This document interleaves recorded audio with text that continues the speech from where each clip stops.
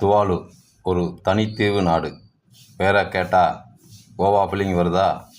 ஆனால் இங்கு வருடத்திற்கு சுமார் 2000 சுற்றுலா பயணிகள் மட்டுமே வருகிறார்கள்.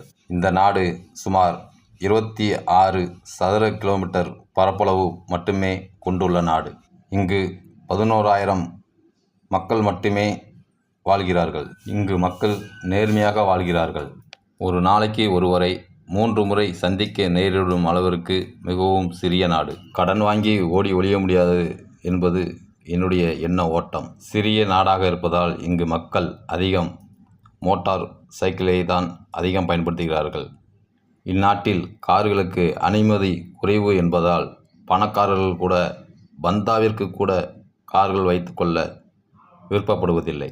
பெரியார் அவர்களின் கால் தடம் இந்நாட்டில் பதியவில்லை என்று எண்ணுகிறேன்.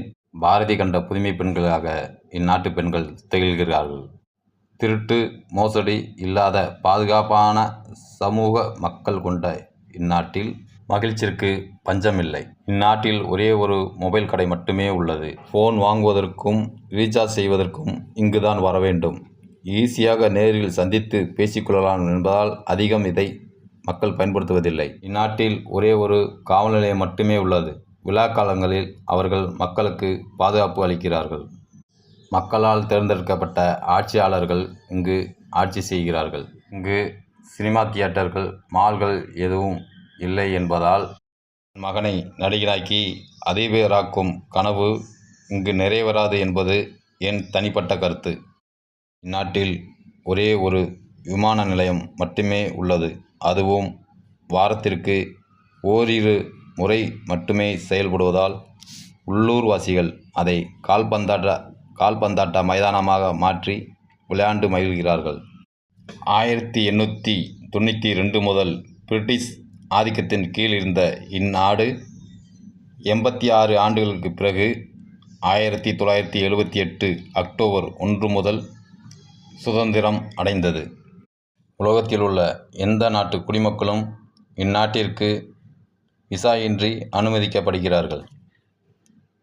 9 தீவுகள் அடங்கிய இந்நாட்டின் தலைநகரம் புனாபுடி. இந்நாட்டு மக்களின் தேவைகள் குறைவு என்பதால் மக்கள் மகிழ்ச்சியாக வாழ்கின்றார்கள். மீன்பிடி தொழில் இந்நாட்டின் பிரதான தொழிலாக விளங்குகிறது. தங்கள் நாட்டிற்கு போக மீதமுள்ளவற்றை வெளிநாடுகளுக்கு ஏற்றுமதி செய்கிறார்கள். இந்நாட்டு அரசாங்கம் ஆரம்ப கல்வி முதல் உயர்நிலை கல்வி வரை மாணவர்களுக்கு இலவசமாக அளிக்கிறது. இருப்பினும் கல்லூரிகள் யூனிவர்சிட்டிகள் இந்நாட்டில் இல்லாத காரணத்தினால் மேல் படிப்பிற்காக ஆஸ்திரேலியா மற்றும் நியூசிலாந்திற்கு மாணவர்கள் செல்ல வேண்டியுள்ளது. இந்நாட்டில் ஒரே ஒரு வங்கி மட்டுமே உள்ளது. அது நேஷனல் பேங்க் ஆஃப் துவாலு. பணம் எடுப்பதற்கும் போடுவதற்கும் நேரில் இந்த வங்கிக்கு வந்தே ஆக வேண்டும். ஏடிஎம் வசதி இந்நாட்டில் இல்லை. கூகுள் பே, ஃபோன்பே போன்ற டிஜிட்டல் பரிவர்த்தனையும் இங்கு இல்லை. அனைத்து பரிவர்த்தனைகளும் ரொக்கமாகவே கையாளப்படுகிறது. கிறிஸ்துவ மதத்தை தழுவிய இந்நாட்டில் ஒரே ஒரு தேவாலயம் மட்டுமே உள்ளது.